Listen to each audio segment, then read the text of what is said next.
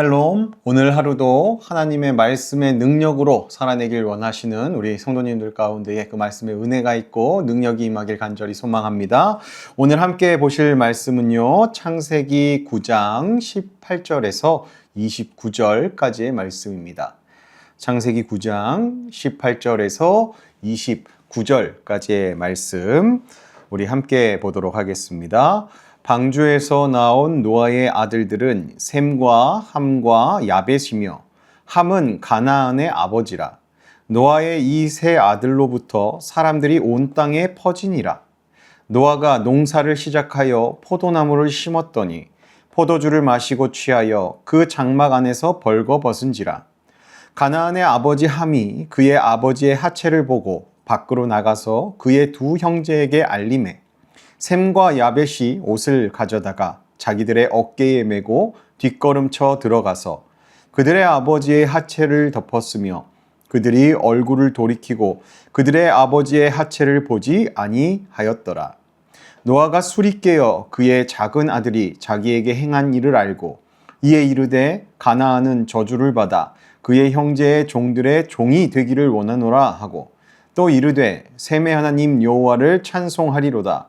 가나안은 셈의 종이 되고 하나님이 야벳을 창대하게 하사 셈의 장막에 거하게 하시고 가나안은 그의 종이 되게 하시기를 원하노라 하였더라. 홍수 후에 노아가 350년을 살았고 그의 나이가 950세가 되어 죽었더라. 아멘. 우리가 지난 시간에는 하나님께서 홍수 심판을 하신 이후 노아와 그의 가족들을 통하여서 이 세상을 다시 시작하는 모습을 우리가 살펴보았습니다. 하나님께서는 이 노아와 그의 가족들에게 복을 주시면서 생육하고 번성하여라 하셨습니다. 그리고 무지개 언약을 통하여서 다시는 홍수로 이 세상을 심판하지 않겠다 약속해 주셨죠. 이제 모든 것이 새롭게 시작된 것처럼 보였습니다. 무섭던 심판의 시간이 지나고 하나님께서 새로운 질서를 세워 그 질서 안에 살도록 하셨기 때문입니다. 그렇게 시간이 흐르면서 노아의 가정도 새로운 삶에 적응하기 시작하죠. 땅을 일구고 농사를 지으며 다시 일상을 살아가기 시작했다라는 겁니다. 하나님께서 허락하신 새로운 세상 속에서 사람의 삶이 이제 다시금 이어지게 된 것이죠. 그런데 성경은 바로 그 지점에서 한 장면을 기록합니다. 홍수 이후의 새로운 시대 속에서 한 가정, 이 노아의 가정에서 일어난 사건 하나를 말입니다. 그 사건 속에는 인간의 연약함과 동시에 서로 다른 선택이 가져오는 그 다른 결과를 우리가 확인할 수 있는데요. 이 모든 과정 속에서도 하나님께서 어떻게 역사하고 계신지 우리가 함께 차근히 살펴보겠습니다. 오늘 본문은요, 노아의 일상적인 삶의 장면으로 시작합니다. 20절에 이렇게 기록합니다. 노아가 농사를 시작하여 포도나무를 심었더니. 홍수가 끝난 후에 노아는 다시 땅을 일구면서 살아가기 시작했다라는 것을 우리가 볼 수 있죠. 이렇게 농사를 짓는다는 것은 세상이 다시 정상적인 삶으로 돌아왔다라는 뜻으로 우리가 볼 수 있는 겁니다. 그런데 이 포도 농사를 이 노아가 했는데요. 포도 농사는 당시에 중요한 농사였고 이 포도와 또 그것으로 만든 포도주는 삶의 기쁨과 풍요를 상징했었기 때문에 그 당시 포도 농사는 꼭 필요했던 그러한 농사였습니다. 그런데 이어지는 말씀에서 전혀 예상하지 못한 장면이 하나 나오는데요. 21절입니다. 포도주를 마시고 취하여 그 장막 안에서 벌거벗은지라. 누가요? 노아가요. 노아가 이 포도 농사를 지어서 그 포도로 포도주를 담아 마시고 이제 취해버린 겁니다. 그리고 장막 안에서 벌거벗은 채로 누워있게 된 거죠. 성경은 이 장면을 숨기지 않고 있는 그대로 기록하고 있습니다. 노아가 어떤 사람이었습니까? 하나님과 동행했던 사람이고 당대의 의인이었던, 그래서 홍수 심판에도 구원을 받았던 믿음의 사람이었습니다. 그럼에도 불구하고 이렇게 연약한 모습을 그대로 보여주었다라는 것이죠. 이러한 노아의 모습은요, 우리에게 중요한 한 가지 사실을 보여줍니다. 홍수로 인하여서 세상이 다시 시작하고 새로워졌다고 해서 인간의 죄성이 완전 사라지지는 않는다라는 것이죠. 하나님께서 이 노아에게 새로운 시작을 주셨지만 사람의 속에는 여전히 연약함이 남아있다라는 겁니다. 사실 이런 노아의 모습은요, 우리에게도 낯설지 않습니다. 믿음으로 잘 살아오던 사람, 신앙을 갖고 열심히 믿음대로 살아오던 사람도 어느 순간 방심하고 무너질 때가 있기 때문이죠. 그래서 성경은 우리에게 가르칩니다. 늘 깨어 있으라고요. 그런데 이 사건에서는 또 중요한 장면이 하나 더 나옵니다. 노아의 이 모습, 벌거벗고 취하여서 누워있는 그 모습을 누군가가 보게 되는데요. 그리고 그 모습을 본 사람들이 어떤 태도를 보이는지도 성경은 자세히 기록합니다. 그리고 이들은 같은 상황을 보았지만 서로 전혀 다른 행동을 하죠. 노아의 장막 안에서 취하여 벌거벗고 있는 이 노아를 가장 먼저 본 사람은 아들 함이었습니다. 22절은 이렇게 말합니다. 가나안의 아버지 함이 그의 아버지의 하체를 보고 밖으로 나가서 그의 두 형제에게 알림해. 함은 이 아버지의 연약한 모습, 어찌 보면 좀 부끄러운 모습을 본 순간 그가 할 수 있는 행동은 분명 여러 가지가 있었을 겁니다. 아버지를 무언가로 덮어드릴 수도 있었을 테고, 또 혼자 조용히 지금 그 아버지의 부끄러운 모습을 처치했을 수도 있을 겁니다. 상황을 그렇게 정리할 수도 있었을 겁니다. 그러나 함은요, 그렇게 하지 않았습니다. 아버지의 그 부끄러운 모습, 그 무너진 모습을 보고 장막 밖으로 나가서 형제들에게 이 사실을 알립니다. 이 본문은 함이 아버지를 도와주었다고 말합니까? 그러지 않죠. 단지 그 모습을 보기만 했고 나와서 형제들에게 알렸다라고 합니다. 이 행동 속에는 어떠한 마음이 담겨 있는 것일까요? 함의 이 행동은 아버지의 수치를 덮어주려는 마음보다 오히려 그 수치를 드러내려고자 하는 마음에서 나온 행동이었다라는 겁니다. 고대 사회에서 부모의 명예는요, 곧 가문의 명예입니다. 즉 아버지의 부끄러움을 밖에 알리는 행동은 부모에 대한 공경과는 거리가 멀어졌던 그런 모습이었다는 거죠. 그런데 함에게서 아버지의 이 이야기를 들은 형제들의 반응은요, 전혀 다르게 나타납니다. 함은 이 자신이 아버지의 그 추악한 모습을 그렇게 형제들에게 이때다 싶어서 그렇게 알리게 되죠. 그런데 그 두 형제는 다른 선택을 합니다. 23절입니다. 셈과 야벳이 옷을 가져다가 자기들의 어깨에 메고 뒷걸음쳐 들어가서 그들의 아버지의 하체를 덮었으며 그들이 얼굴을 돌이키고 그들의 아버지의 하체를 보지 아니하였더라. 이 장면을 성경은 아주 자세하게 묘사합니다. 셈과 야벳 두 사람은요, 먼저 옷을 가져옵니다. 그리고 그 옷을 어깨에다가 메고 장막 안으로 들어갑니다. 근데 들어가는데 그냥 앞을 보고 아버지를 향하여서 아버지를 보면서 들어가지 않습니다. 뒷걸음질 쳐서 들어갔다 합니다. 아버지의 망가진 모습을 자신들이 보지 않기 위해서 그렇게 한 겁니다. 그렇게 얼굴까지 돌리고 이제 마지막으로 자신들이 가져온 그 옷으로 아버지를 덮어줍니다.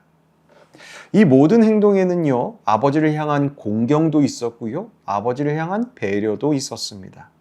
이렇게 셈과 야벳은 아버지의 허물을 드러내지 않고 아버지의 일을 조용히 덮어주었다라는 겁니다. 성경은 이러한 태도를 귀하게 여깁니다. 잠언 10장 12절 말씀에서는요, 이렇게 말합니다. 사랑은 모든 허물을 가리느니라. 같은 상황을 보았지만 이 두 형제는 달랐죠. 태도가 달랐습니다. 행동이 달랐습니다. 한 사람은 허물을 드러냈고 두 사람은 허물을 덮었습니다. 그렇게 시간이 지나고서 노아는요, 술에서 깨어나게 됩니다. 그리고 자신에게 어떠한 일이 있었는지를 알게 되죠. 24절은 이렇게 말합니다. 노아가 술이 깨어 그의 작은 아들이 자기에게 행한 일을 알고. 노아는 세 아들 중 누가 어떠한 행동을 했는지 다 알게 됩니다. 그리고 그 자리에서 말을 합니다. 이 말은요, 단순한 감정 표현이 아니라 앞으로 후손들에게까지 이어질 선언의 성격을 가진 말이었습니다. 먼저 노아는요, 함의 막내 아들 가나안을 향해 이렇게 말합니다. 25절입니다. 이에 이르되 가나안은 저주를 받아 그의 형제의 종들의 종이 되기를 원하노라 하고. 여기서 아버지의 허물을 드러낸 함, 그 함인데 함이 아니라 함의 막내 아들이었던 가나안을 언급합니다. 함만 저주를 받은 것이 아니라 함의 자손이 저주를 받게 된 것이죠. 성경은 이 말을 통하여서 가나안의 후손들에게 이어질 앞으로의 역사의 방향을 보여줍니다. 이후 이스라엘 백성이 가나안 땅에 들어가게 되는 역사와도 연결되는 말씀입니다. 그리고 이어서는요, 셈에 대한 축복이 선포됩니다. 26절입니다. 또 이르되 셈의 하나님 여호와를 찬송하리로다. 가나안은 셈의 종이 되고. 이 말씀에서 중요한 표현이 하나 있습니다. 셈의 하나님 여호와, 셈의 하나님 여호와라는 말입니다. 셈의 후손 가운데 하나님을 아는 사람들이 계속 이어질 것이다 라는 것을 보여주는 말씀입니다. 실제로 창세기 11장에 가서 보면 이 셈의 계보를 통하여서 믿음의 조상이라고 불리우는 아브라함이 등장하죠. 그리고 그 계보를 따라서 이스라엘 민족이 세워지고요. 결국 그 계보에서 예수 그리스도께서 오시게 됩니다. 이어서 마지막으로 야벳에게도 축복이 주어지는데요. 27절입니다. 하나님이 야벳을 창대하게 하사 셈의 장막에 거하게 하시고 가나안은 그의 종이 되게 하시기를 원하노라 하였더라. 여기서 창대하게 하사라는 말은요, 넓히신다라는 뜻을 가지고 있습니다. 즉 야벳의 후손이 넓게 퍼져나갈 것을 말하는 것이죠. 그리고 셈의 장막에 거하게 하시고 라는 말씀은 이 야벳의 후손들이 셈의 후손과 함께 하나님의 은혜에 참여하게 될 것이다 라는 축복의 말입니다. 이 사건을 보면 단순히 한 가정 안에서 일어난 작은 해프닝처럼 보일 수도 있겠습니다. 그러나 결과는 달랐죠. 노아의 말대로 이후의 역사 속에서 이 세 아들의 삶의 방향이 완전히 달라집니다. 즉, 이 일은 사람의 행동이 삶의 방향까지 결정지을 수 있다는 것을 우리에게 교훈하고 있는 것이죠. 이제 성경은요, 이 사건을 정리하면서 28, 29절에서는 노아의 생애와 죽음을 간략히 기록하면서 창세기 9장을 마치게 됩니다. 이제 오늘의 말씀의 내용을 한번 정리해 보겠습니다. 오늘 본문의 내용은 홍수 이후 새로운 세상이 시작된 후에 이 노아의 가정에서 일어난 한 가지 사건을 보여줍니다. 겉으로 보면 작은 일처럼 보일 수도 있지만 성경은 이 일을 통하여서 중요한 사실을 우리에게 가르쳐 주었습니다. 첫 번째로 우리는 오늘 말씀에서 인간의 연약함을 보게 됩니다. 하나님과 동행했던 완전한 자, 의인 노아도 실수를 했다라는 겁니다. 이 장면은 그 누구도 스스로 안전하다고 장담할 수 없음을 보여줍니다. 믿음으로 살아가는 사람도 신앙의 연수가 길어도 늘 자신을 살피고 하나님 앞에서 깨어 있어야 한다는 것을 우리에게 교훈하고 있는 거죠. 이 노아의 모습을 통해서요. 두 번째로 중요한 교훈은요, 사람의 태도에 대한 교훈을 우리에게 줍니다. 노아의 연약함이 드러나는 같은 상황을 보았지만 세 아들의 태도는 달랐습니다. 한 사람은 아버지의 수치를 밖으로 드러내어 가십거리로 만들었고, 다른 두 사람은 아버지의 허물을 조용히 덮어주었습니다. 성경은 이 모습을 통해 우리에게 분명한 교훈을 줍니다. 다른 사람의 허물을 드러내는 사람이 아닌 허물도 사랑으로 덮어주는 사람이 되어야 한다는 것을 말입니다. 잠언 10장 12절 말씀처럼 사랑의 한 측면은 허물을 가려주는 것입니다. 우리의 가정과 우리의 교회 공동체 가운데에서도 이러한 모습이 필요하다라는 겁니다. 서로의 실수, 연약함을 마냥 들추어내는 공동체가 아니라 서로를 지켜줄 수 있는, 서로의 연약함을 보듬어 줄 수 있는 공동체가 되어야 한다는 것이죠. 누군가 넘어졌을 때 정죄하는 말이 아니라 세워주는 말이 나와야 한다는 거죠. 사랑하는 성도 여러분, 우리의 삶 속에서도 다양한 상황이 우리에게 찾아옵니다. 그럴 때 우리가 어떤 태도를 선택하며 살아갈지 먼저 우리는 결단해야 될 겁니다. 우리는 우리의 인생 가운데서 사람을 무너뜨리는 말을 할 것인지, 사람을 망가지게 하는 행동을 할 것인지, 아니면 사람을 세워주는 말과 행동을 내가 선택하며 그렇게 살아낼 것인지 말입니다. 그렇게 우리가 미리 결단하고 그렇게 살아내야 합니다. 그렇지 않으면, 우리가 그것을 결단하지 않으면, 마음속에 새겨놓지 않으면 우리는 연약하기에 노아처럼 우리도 모르게 함과 같이 타인의 허물을 드러내고자 하는 그러한 사람이 되고 말기 때문입니다. 우리가 타인의 허물을 드러내는 것이 아니라 사랑으로 덮어주는 그 믿음의 모습을 가진 자 되기를 간절히 원합니다. 그리하여서 우리들의 가정과 교회가 연약함은 보듬어주며 서로를 사랑으로 세워주는 공동체로 그렇게 서길 간절히 소망합니다. 또 그렇게 살아가시는 저와 여러분 되시길 예수님의 이름으로 축복합니다. 기도하겠습니다. 자비로우신 하나님 아버지, 오늘 주신 말씀 앞에서 우리 자신을 돌아봅니다. 우리는 쉽게 다른 사람의 실수와 허물을 바라보면서도 사랑으로 덮어주기보다 드러내고 말로 그 사실들을 옮겼던 연약한 모습들이 있었습니다. 우리의 마음과 입술이 하나님께서 기뻐하시는 모습이 아니었음을 주님 앞에서 고백합니다. 주님, 우리의 이 연약함을 용서하여 주시옵소서. 하나님 아버지, 오늘 말씀의 교훈을 통하여서 우리의 마음이 새롭게 되도록 인도하여 주시옵소서. 저희가 다른 사람의 약점을 판단하는 사람이 아닌 사랑으로 품는 사람이 되게 하여 주시옵소서. 공동체 안에서도 서로를 무너뜨리는 말과 행동이 아닌 서로를 세워주는 말과 행동을 하게 하시고, 허물을 들추는 손이 아니라 덮어주는 손이 되게 하여 주시옵소서.